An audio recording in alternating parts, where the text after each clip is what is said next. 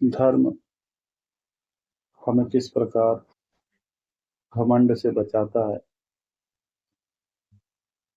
आज इस पर बात करेंगे। वास्तव में देखा गया है कि माया में उलझा व्यक्ति, मतलब कि संसार में उलझा व्यक्ति, संसार से निकट संबंध बनाए हुआ व्यक्ति उतना ही ज्यादा घमंड में लिप्त रहता है। अगर ये कहना गलत नहीं होगा कि अगर आपको किसी ऐसे व्यक्ति के बारे में पता करना हो कि ये व्यक्ति धर्म को जानता है या नहीं जानता है,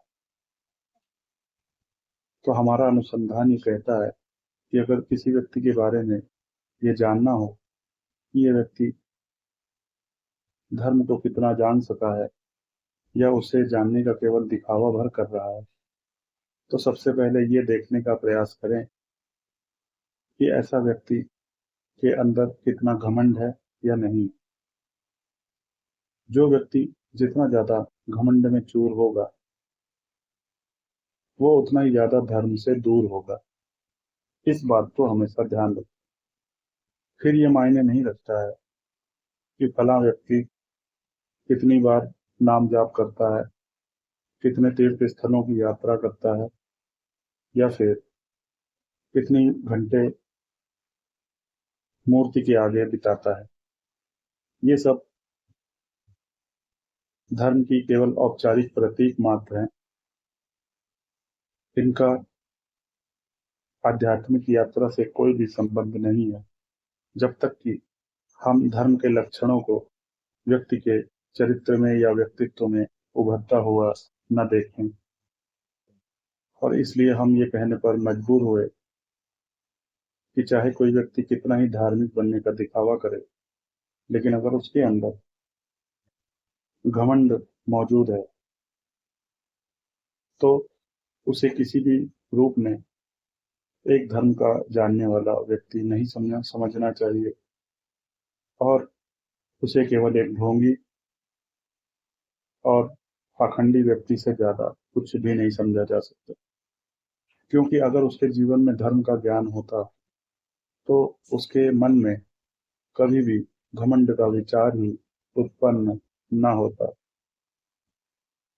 एक तरह से जो व्यक्ति धार्मिक होता है वो उतना ही ज्यादा घमंड से दूर होता है, और जो व्यक्ति जितना कम धार्मिक होता है उसके जीवन में उतना ही ज्यादा अहम का भाव बना होता है। तो आज तो सबसे बड़ी बात हमने इस वीडियो में बताई वो यही है कि एक मिनट में कैसे पता करें कि ये व्यक्ति धर्म को जानने वाला है भी या नहीं। तो जैसा कि कई बार हम ये भूल कर बैठते हैं कि कोई व्यक्ति कितने घंटे पूजा पाठ करता है, कितने तीर्थ स्थलों की यात्रा करता है, या कितने नाम जप या माला जपता है, तो इससे हम ये अंदाजा लगा बैठते हैं कि फलाना व्यक्ति बहुत ही धार्मिक व्यक्ति है और धर्म से इसका गहरा जुड़ाव है। जबकि हमारे अनुसंधान में ये बातें बिल्कुल ही मूर्खता वाली प्रतीत होती है। इसलिए उम्मीद करते हैं कि आप भी इन चीजों को देखकर क्षण भर में पता लगा सकते हैं कि कोई व्यक्ति कितना वास्तव में धार्मिक है या धर्म को जानने वाला है। क्योंकि जो व्यक्ति धार्मिक नहीं है वो घमंड में चूर हो गई होगा। वो हर बात पे यही कहेगा कि मैं वो, मैंने ये किया, मैंने ये किया, मैंने ऐसा किया, मैंने वैसा किया। ये सब ऐसी बातें हैं जिनसे हमें पता चलता है कि फलाना व्यक्ति कितना घमंड में चूर है, और ऐसा उसके चाहने से नहीं हुआ है, बल्कि धर्म से उसकी दूरी के कारण ऐसा उसके जीवन में घमंड का प्रभाव देखने में आ रहा है। और धर्म से घमंड इसलिए दूर होता है क्योंकि जो व्यक्ति संसार में लिप्त रहता है, सामान्य इंसान जो कि संसार से निकटता से जुड़ा होता है, इसीलिए उसमें सबसे ज्यादा अहम और घमंड का भाव विद्यमान होता है। क्योंकि वो ऐसा समझता है कि यही जीवन उसका पहला और आखिरी जीवन है। इससे पहले के जीवन और इसके बाद के जीवन की उसे कोई भी जानकारी नहीं होती। इसलिए वो इसी असत्य जीवन को अपना सब कुछ मान बैठता है और धर्म से दूर हो जाता है और घमंड में चूर हो जाता है।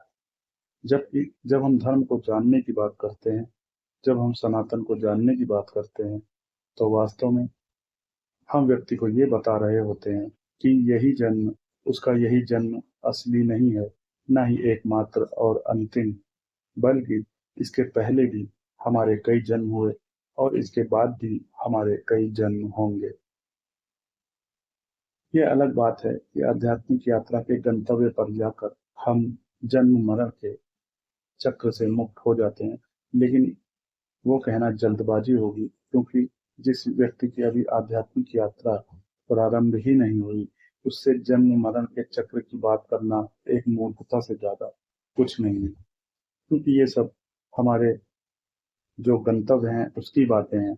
लेकिन जब एक सामान्य इंसान अपनी यात्रा के आरंभ ही में अभी नहीं पहुंचा है, तो उसे अपने गंतव्य तक पहुंचने की बातें करना केवल एक मूर्खता भर ही लगेगा। इसलिए हम ये कहते हैं कि अम, शुरुआत में धर्म की ओर बढ़ते हुए हमें उसी अनुरूप, उसी मात्रा में घमंड में कमी आने लगती है। और जिस दिन हम घमंड से सर्वथा मुक्त हो जाते हैं, उस दिन हमें ये समझना चाहिए कि हम वास्तव में धर्म को जानने वाले और धार्मिक व्यक्ति हो गए हैं। इसके अन्यथा हम स्वयं को धार्मिक कहकर केवल पाखंड और आडंबर और ढोंग को बढ़ावा मात्र दे रहे हैं। और जैसा कि देखने में आता है कि अगर इस जीवन में किसी व्यक्ति ने किसी की मदद की या उस पर कोई एहसान किया, ऐसा दिखावा करने का प्रयास अधिकतर व्यक्ति का होता है। इसीलिए मैं का भाव व्यक्ति के अंदर अत्यंत गहरे रूप में विद्यमान रहता है। इसीलिए ऐसा व्यक्ति जो धर्म से दूर है और घमंड में चूर है, वो अपने जीवन में कई बार ये कहता पाया जाएगा कि उसने ऐसा किया, उसने वैसा किया, उसके जैसा कोई नहीं कर सकता, या उसने किसी की मदद की, या उसने ऐसा किया। तो ये सब जो बातें हैं वो एक मूर्खता भर, एक धर्म के जानने वाले के सामने केवल एक मूर्खता भर का प्रतीक है, जो कि धर्म को जानने वाला तुरंत समझ लेगा और वो जान जाएगा कि फलाना व्यक्ति संसार से कितनी निकटता से जुड़ा हुआ है और अपनी मूर्खता को ही अपना गुणगान समझ बैठा है।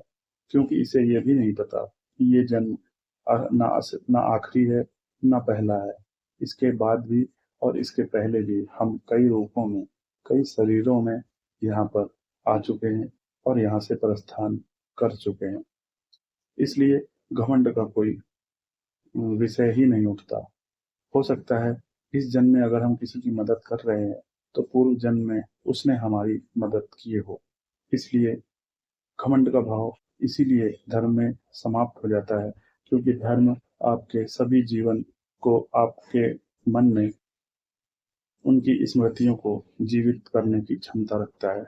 और इससे आप इस योग्य हो जाते हैं कि आप समझ जाते हैं कि वास्तव में जो जीवन हम जी रहे हैं, केवल यही एकमात्र और अंतिम जीवन नहीं है, बल्कि इसके पहले भी हमारे कई जीवन हुए हैं और आगे भी हमारे कई जीवन हो सकते हैं, जब तक कि हम मुक्त नहीं हो जाते। तो इस प्रकार से धर्म हमारे जीवन में अहम को बिल्कुल समाप्त करने का एकमात्र उपाय बनकर सामने आता है। और अगर हम अहम से मुक्त नहीं हो पा रहे, तो हमें स्वयं को धार्मिक कहलाने का कोई भी हक नहीं बनता। अगर ऐसा दिखाया जाता है, तो ये मात्र एक मूर्खता और पाखंड से ज्यादा कुछ नहीं है। धन्यवाद।